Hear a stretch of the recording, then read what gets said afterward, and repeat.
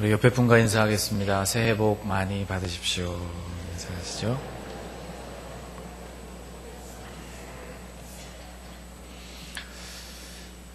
네, 고향에 잘 다녀오셨습니까? 네, 여러분 얼굴이 굉장히 밝은 것을 보니까 아마 가족분들 만나 뵈시고 또 좋은 교제가 있으셨을 줄로 믿습니다. 네, 오늘 함께 말씀을 나누는 가운데 주님께서 여러분과 제 마음에 동일한 은혜와 또 들려주시는 말씀이 있기를 간절히 소원합니다. 오늘 말씀을 보면 예수님께서 가버나움이라는 동네로 들어가십니다. 이때 한 백부장이 예수님 앞으로 나와서 간청을 하게 되는데 그의 하인이 중풍병으로 아주 힘들어하고 있는 상태이니 오셔서 도와달라는 그런 부탁이었습니다. 예수님께서는 가셔서 내가 고쳐주마 그렇게 말씀을 하시고 백부장과 함께 동행을 하시려고 했는데 이 백부장이 예수님이 자기의 집에 오시는 것을 감당할 수가 없으니 말씀으로만 하셔도 우리 하인이 나을 줄로 믿습니다. 그렇게 믿음을 고백하게 되고 주님이 말씀하셨고 그 즉시로 하인이 낫게 되었다 하는 말씀을 오늘 본문이 증언해주고 있습니다. 예수님은 이 백부장을 칭찬해 주십니다. 여러분 10절 말씀을 보면 예수님께서 이 백부장을 이렇게 칭찬해 주셨습니다. 같이 한번 읽어볼까요? 내가 진실로 너희에게 이르노니 이스라엘 중 아무에게서도 이만한 믿음을 보지 못하였노라.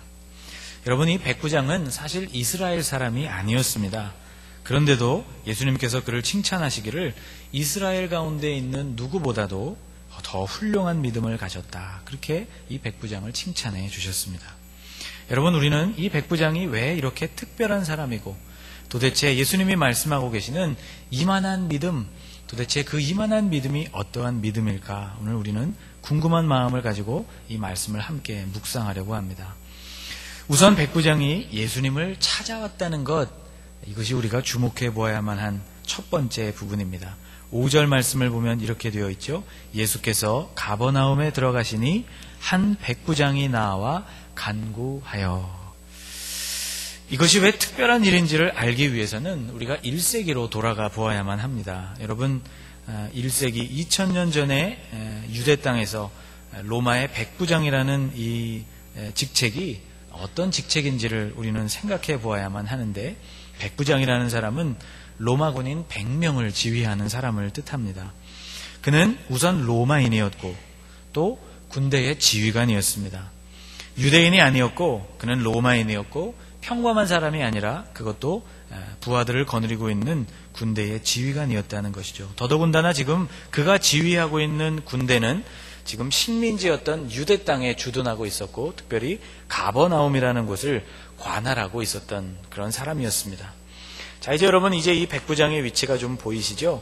그는 지금 로마인이었고 지휘관이었고 지금 식민지 유대를 관할하고 있는 매우 높은 지위에 있었던 사람이었습니다.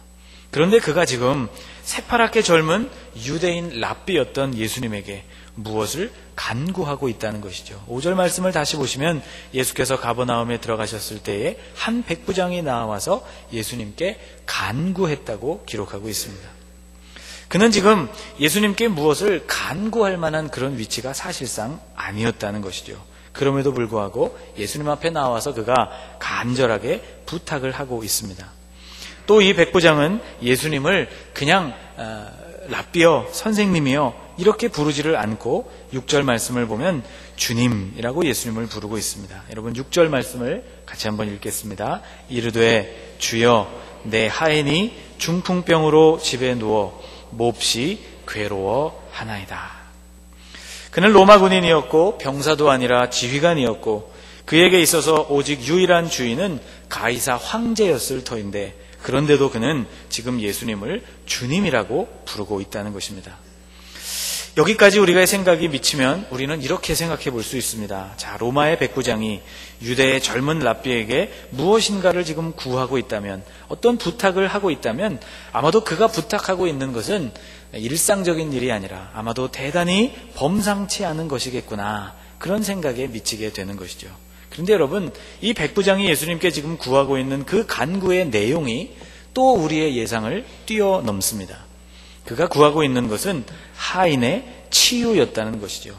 6절 말씀을 다시 보시면 이르되 주여 내 하인이 중풍병으로 집에 누워 몹시 괴로워하나이다. 그렇게 말씀하고 있습니다. 여러분, 제가 여러분에게 한번 이렇게 묻겠습니다. 여러분, 로마의 지휘관이었던 이 백부장에게는 하인이 몇 명이나 있었을까요? 1세기 유대사회에서는 하인을 거느리는 그러한 사회였고, 대부분 지체가 높은 사람들의 집에는 많은 하인들이 있었다는 것을 생각해 보면 로마의 지휘관이었던 그에게 아마도 적어도 한 명 이상 많은 하인들이 있었을 것이다. 우리는 그렇게 짐작을 해볼 수가 있습니다. 그런데도 그가 그 많은 하인 중에 한 사람이 병에 걸린 것 때문에 그의 모든 지위와 체면을 다 뒤로하고 예수님께로 나와서 그를 고쳐주실 것을 당부하고 있다는 것이죠.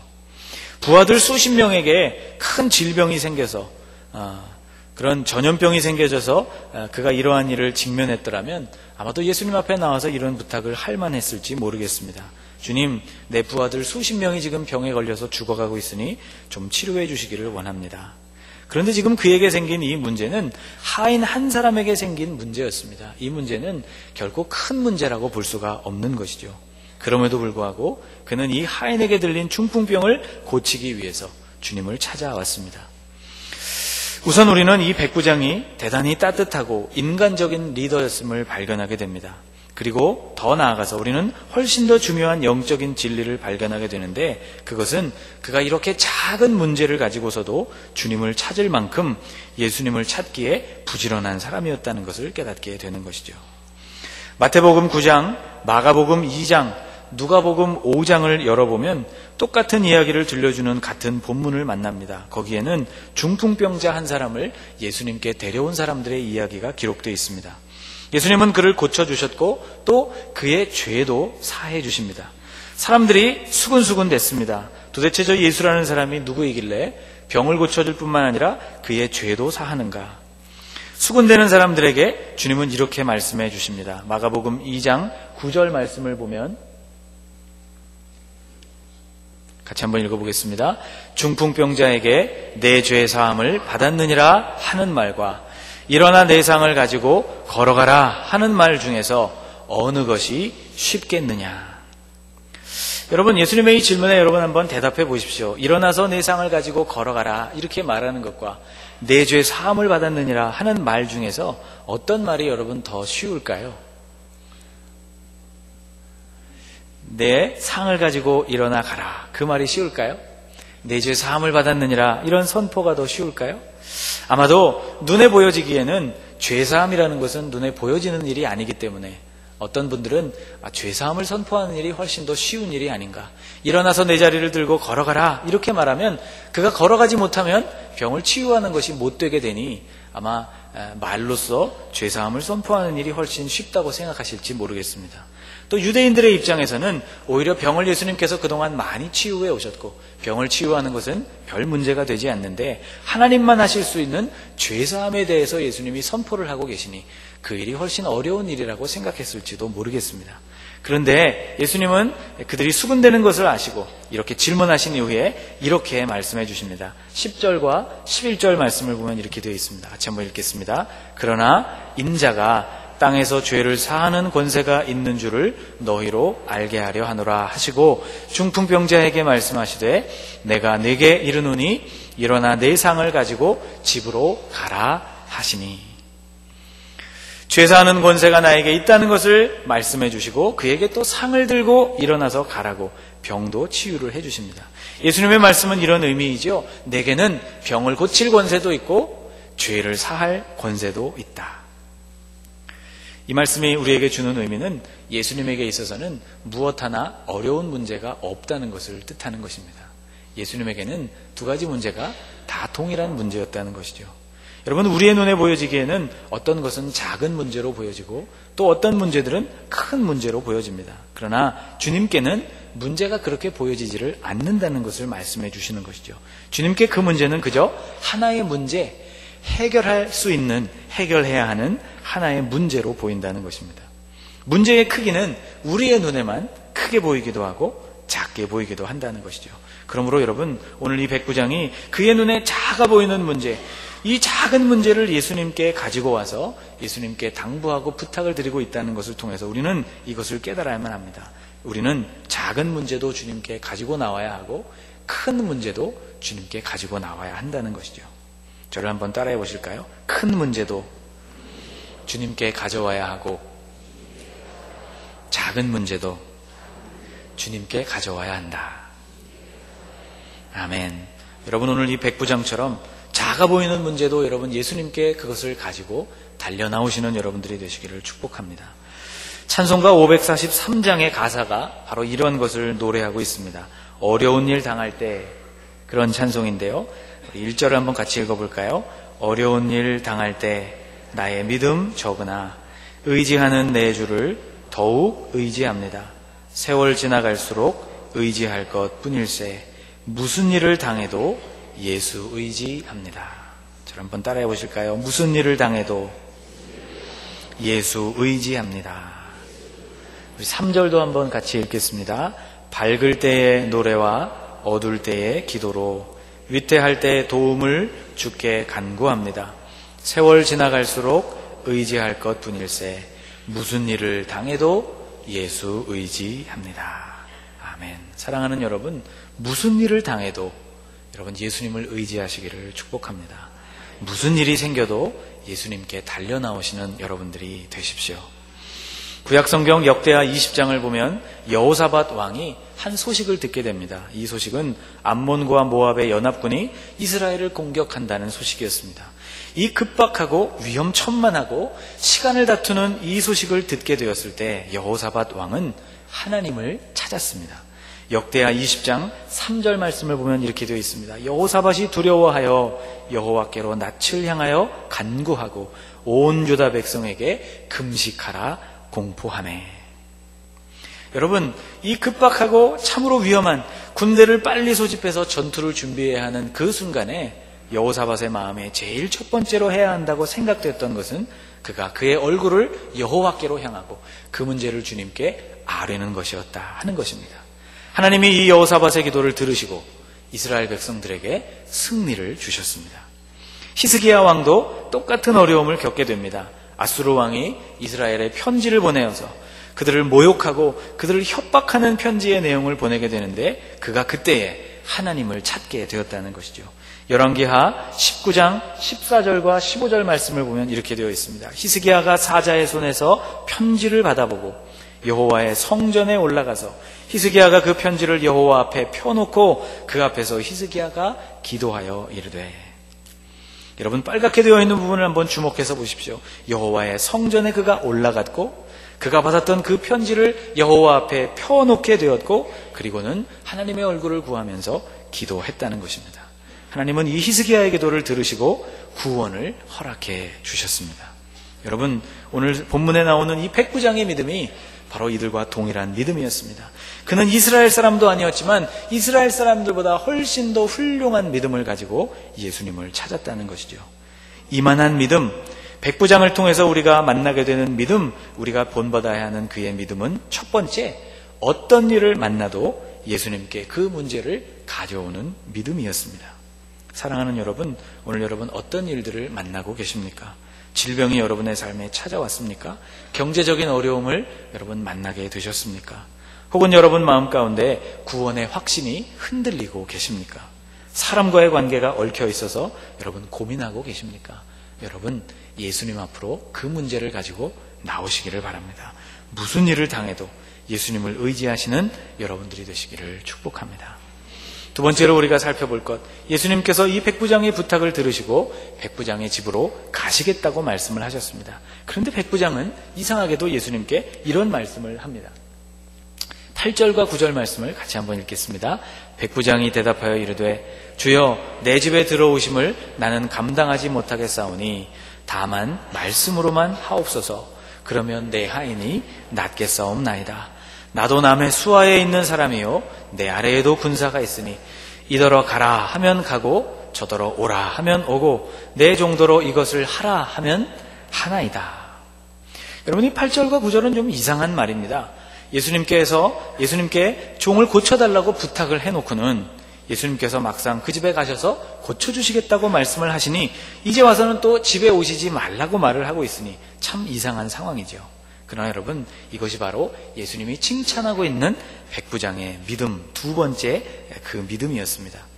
백부장은 로마인이었고 율법과 계명에 대해서는 전혀 아는 바가 없었을지 모릅니다. 그러나 그는 군인이었고 군인으로서 그의 삶을 지배하고 있었던 원리를 통해서 그는 새로운 믿음을 예수님께 고백하고 있었다는 것이죠. 바로 백부장은 그러한 명령체계, 군대가 명령에 따라서 움직이고 모든 일들이 이루어지는 이러한 체계를 통해서 군대 안에뿐만 아니라 온 세계에도, 이러한 우주에도 하나님이 지배하시는 어떠한 질서와 명령의 체계가 존재한다는 것을 이해했던 것입니다. 그래서 그러한 이해를 바탕으로 주님께 지금 부탁을 드리고 있는 것이죠. 온 우주의 주인이신 주님의 명령 앞에서 모든 것이 복종하게 되어 있다는 것을 경험으로 알았던 사람이 바로 이 백부장이었다는 것입니다. 그러므로 백부장의 고백을 쉬운 말로 고백하면 이런 고백이 됩니다. 잘 한번 들어보십시오. 제가 군인이지 않습니까? 제가 군 생활을 통해서 배운 것이 하나 있다면 군대는 명령에 따라 움직이는 조직이라는 것입니다. 내 아래 군사들은 내 명령에 따라 움직이고 나도 내 상관의 명령에 복종하게 되어 있습니다. 주님은 온 우주를 주관하시는 분이십니다. 그러니 명령해 주십시오. 그러면 제 하인이 낫게 될 것입니다. 여러분, 영적인 세계에도 이러한 위계 질서가 있다는 것, 그리고 예수님께서 그 질서 제일 높은 곳에 보좌에 앉아 계신 분이라는 믿음이 이 백부장에게 있었다는 것이죠. 여러분, 얼마나 놀랍고 대단한 고백입니까? 예수님이 칭찬해 주실 만한 그러한 고백이지 않습니까? 다른 말로 말하면 이 백부장의 믿음, 그가 지금 고백하고 있는 그의 삶은 하나님 나라와 아주 가까운 삶이라고 말할 수 있습니다. 여러분, 하나님의 나라는 우리 눈에 보여지게 임하는 것이 아니라고 예수님이 말씀해 주셨습니다. 이곳에 있거나 저곳에 있거나 그렇게 말할 수 없는 것이 하나님의 나라이고 하나님의 나라는 너희 가운데 있다고 주님이 말씀해 주셨습니다. 이 말씀의 의미는 하나님의 나라가 보여지게 임하는 땅에 속한 영역에 관계된 것이 아니라 하나님의 다스림과 주님의 통치가 온전히 이루어지는 곳이 있다면 그것이 곧 하나님의 나라라는 말씀인 것이죠. 이 백부장의 마음 가운데에는 이미 하나님의 나라가 임해 있었다는 것입니다. 주님이 모든 것을 다스리시는, 만유를 주재하시는 주님이시라는 믿음이 그의 마음에 있었기 때문이죠. 여러분, 미국 캘리포니아주 LA에 가보면 코리아타운이라는 곳이 있습니다. 아마 가보신 분이 많을 것입니다. 1960년대 후반 미국에서부터 건너온, 한국에서부터 그리로 이주해 간 한국인들이 많이 거주하게 되면서 발전하게 된 그런 동네입니다. 여기 가게 되면 한국을 축소시켜 놓은 것 같은 착각에 빠집니다. 노래방도 있고 PC방도 있고 한국계 은행들도 있고 호텔, 병원 등이 다 한국식이고 간판도 다 한글로 적혀 있어서 여기가 한국인지 미국인지 잘 분간이 안 될 때가 있을 만큼 그런 코리아타운이 있습니다. 사람들이 이곳에 별명을 하나 붙여줬는데 서울시 나성구라는 별명을 붙일 만큼 참 한국과 똑같은 그러한 동네입니다. 근데 여러분, 만일 여기서 어떤 사람이 범죄를 저지르게 된다면 여러분 어떻게 될지 한번 생각해 보십시오. 이것이 코리아타운이기 때문에 한국법이 여러분 그 사람에게 적용될까요? 아니죠. 마땅히 그에게는 미국의 법이 적용될 것입니다. 아무리 그것이 한국과 똑같아도 거기서 말썽을 부리는 사람은 미국 법에 의해서 다스림을 받게 되어 있습니다. 참 아이러니하지 않습니까? 거기가 코리아타운인데요. 코리아타운이라는 눈에 보여지는 그 작은 영역보다 훨씬 더 높고 넓은 차원의 법, 그 법이 그 땅을 실제로 지배하는 법이기 때문입니다. 여러분, 지금 이 백부장은 만물과 세계를 지배하는 실제적인 힘이 자기가 정말 속해 있는 이 지상의 왕국 로마 제국이 아니라 하나님의 나라, 하나님의 질서와 법이 온 우주를 다스리고 있다는 것을 지금 고백하고 있는 것입니다. 엄연히 로마법이 통용되는 세계였지만 더 높은 차원의 힘인 하나님의 통치가 그곳에 이루어지고 있다는 것을 그가 입술로 고백하고 있는 것이죠. 그의 눈은 지금 유대 땅이나 그가 살고 있었던 그 세계에 머물지를 않고 거시적인 관점에서 훨씬 더 높은 차원에서 하나님의 다스리심을 보고 고백할 수 있을 만한 열린 눈을 가진 사람이었다는 것입니다. 그는 하나님의 통치를 정말 제대로 이해하는 몇 안 되는 사람이었습니다. 여러분, 심지어 제자들에게조차도 이런 믿음이 없었다는 것을 기억하십시오. 제자들은 풍랑조차 다스리시는 예수님과 함께 배에 올라타서 그 갈릴리 호수를 건너가고 있으면서도 그들 앞에 물어닥치는 광풍을 두려워했던 사람들입니다. 그들은 5,000명을 먹이신 예수님과 함께 배에 타고 있으면서도 배 안에 빵이 없다는 것을 염려했던 사람들이었습니다. 그러니 여러분, 예수님께서 이 백부장의 믿음을 칭찬하지 않으실 수가 없었던 것이죠. 10절 말씀을 다시 보십시오. 내가 진실로 너희에게 이르노니 이스라엘 중 아무에게서도 이만한 믿음을 보지 못하였노라. 예수님은 천국이 침노를 당한다고 말씀하신 적이 있습니다. 마태복음 11장 말씀을 보면 세례 요한의 때부터, 오늘 프로젝터에 좀 이상이 생겨서 우리 마태복음 11장 12절 말씀을 한번 같이 읽겠습니다. 세례 요한의 때부터 지금까지 천국은 침노를 당하나니 침노하는 자는 빼앗느니라. 여러분, 이 말씀의 의미를 다 아시죠? 세례 요한의 때부터 지금까지 수많은 사람들이 천국에 들어가기 위해서 그 영역 안으로 침투해 들어간다는 말씀입니다. 열심히 열정적으로 천국을 침노하고 침투하려고 애쓰는 사람들은 결국 천국에 들어갈 수 있게 된다는 그런 말씀입니다. 천국의 문이 모든 이들에게 활짝 열려지게 되었고 누구든지 믿음을 가지게 되면 천국으로 그 안으로 들어가게 된다는 그러한 말씀입니다. 여러분, 이 백부장이야말로 하나님의 나라를 그렇게 믿음으로 침노하는 믿음의 사람이었다는 것입니다. 이만한 믿음, 백부장의 믿음 가운데 우리가 주목해 보아야 할 백부장의 믿음 두 번째의 믿음은 바로 예수님의 권위와 능력을 온전히 신뢰하는 믿음이었다는 것입니다. 예수님께서 이 백부장의 고백을 들으시고 주님께서 제 집에 오는 것을 제가 감당할 수 없으니 주님이 말씀만 하셔도 내 하인이 나을 것입니다. 이 고백을 들으시고 예수님이 놀라셨다고 10절 말씀에 기록하고 있습니다. 여러분, 10절 말씀을 한번 같이 읽어보겠습니다.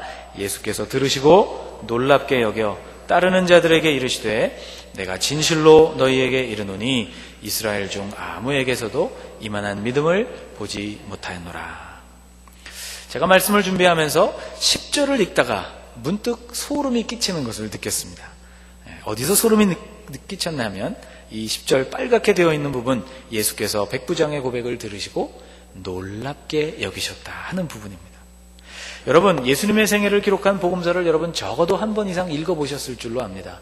마태, 마가, 누가, 요한복음이 예수님의 생애를 기록하고 있는 본문입니다. 여러분, 그런데 그 본문 중에서 예수님이 사람들에게 가르치고 사람들을 치유하시고 사람들과 대화를 하시는 수없이 많은 사역들과 예수님의 모습을 기록하고 있는 그 수많은 장면들 속에서 여러분, 예수님이 놀랐다는 장면을 여러분 읽어보신 일이 있으십니까? 별로 여러분 기억 가운데 아마 없을 것입니다. 여러분, 모든 놀라운 사건들 앞에서 오히려 주님은 언제나 담담하셨습니다. 풍랑이 일었을 때에도 제자들이 예수님을 깨우자 예수님이 일어나셔서 풍랑이 이내 그러면서 예수님이 놀라셨다는 기록 없지요. 오히려 침착하게 풍랑을 잠재우신 분이십니다. 예수님과 함께 있는 그 모든 사건에서 언제나 놀랐던 것은 예수님이 아니고 사람들이었다는 것이죠. 예수님께서 말씀을 전하실 때 사람들은 놀랐습니다. 마태복음 7장 28절 말씀을 한번 같이 읽겠습니다. 예수께서 이 말씀을 마치심에 무리들이 그의 가르치심에 놀라니. 누가 놀랐다고요? 무리들이 예수님의 가르치심에 놀랐다고 말씀하고 있습니다. 회당장 야이로의 딸을 주님이 살려주셨을 때 부모가 놀랐습니다. 누가복음 8장 56절 말씀, 그 부모가 놀라는지라. 누가 놀랐다고요? 부모가 놀랐다고요. 예수님께서 누가복음 11장 14절에서 귀신을 쫓아내 주실 때 사람들이 놀랐습니다. 예수께서 한 말 못하는 귀신을 쫓아내시니 귀신이 나가매 말 못하는 사람이 말하는지라 무리들이 놀랍게 여겼으나. 누가복음 5장 10절, 깊은 곳에 내린 그물에 고기가 많이 잡혔을 때 사람들이 놀랐습니다. 같이 한번 읽어볼까요? 세베대의 아들로서 시몬의 동업자인 야고보와 요한도 놀랐습니다. 마가복음 9장 15절 말씀, 귀신 들린 아이를 고쳐주시려고 예수님이 산에서부터 내려오셨을 때 무리가 놀랐다고 기록합니다. 온 무리가 곧 예수를 보고 매우 놀라며. 예수님이 교훈을 말씀하실 때 무리가 놀랐다는 것이 마가복음 11장에도 기록되어 있습니다. 같이 한번 읽어볼까요? 대제사장들과 서기관들이 듣고 예수를 어떻게 죽일까 하고 꾀하니 이는 무리가 다 그의 교훈을 놀랍게 여김으로 그를 두려워함이라. 마가복음 12장 17절, 예수님께서 명쾌한 대답을 주셨을 때 사람들은 또 한 번 놀랐습니다. 같이 한번 읽을까요? 이에 예수께서 이르시되 가이사의 것은 가이사에게, 하나님의 것은 하나님께 바치라 하시니 그들이 예수께 대하여 매우 놀랍게 여기더라. 성경의 수많은 본문들이 여러분 사람들이 예수님 때문에 놀랐다고 말합니다. 하나만 더 보겠습니다. 고발을 당하신 주님이 빌라도 앞에서 한 말씀도 하지를 않을 때 빌라도가 놀랐다고 기록하고 있습니다. 읽을까요? 예수께서 다시 아무 말씀으로도 대답하지 아니하시니 빌라도가 놀랍게 여기더라. 여러분, 이 백부장의 믿음이 왜 얼마나 놀라운 믿음인지 여러분 이제 아시겠죠? 사람들을 이렇게 놀라게 했던 예수님께서 이번에는 백부장의 믿음의 고백을 들으시고 놀랐다는 것입니다. 백부장의 고백 앞에 주님이 깜짝 놀라신 것이죠. 놀랐다는 말은 헬라어로 타우마조라는 말입니다. 신약 성경에 무려 2319번이나 등장하는 동사입니다. 이렇게 수많이 등장하는 이 동사의 주체, 놀란 주체가 그런데 여러분 예수님인 경우는 거의 없다는 것입니다. 백부장이 대단한 이유는 그가 예수님조차 놀라게 할 만한 믿음을 가진 사람이었기 때문입니다. 이만한 믿음은 여러분 어떠한 믿음일까요? 바로 예수님을 놀라게 하는 믿음이었다는 것입니다. 여러분, 누가 믿음의 사람입니까? 예수님을 놀라게 하는 사람인 줄로 믿습니다. 사랑하는 여러분, 이 2014년도 여러분 새해가 또 한 번 시작되었죠? 여러분 이 한 해 동안 예수님을 여러분이 놀라게 하는 믿음을 가지시는 성도들이 되시기를 주님의 이름으로 축복합니다. 무슨 일을 만나도 예수님께 여러분 그 일을 가져오시는 그런 믿음을 소유하십시오. 예수님의 권위와 능력을 여러분의 삶 가운데 온전히 인정하시고 하나님의 나라를 누려가시는 믿음을 가지게 되시기를 바랍니다. 예수님을 놀라게 하는 믿음을 올 한 해 여러분 가지시는 여러분들이 되시기를 주님의 이름으로 축복합니다. 기도드리겠습니다. 하나님, 오늘 우리에게 믿음을 더하여 주시옵소서. 하나님, 오늘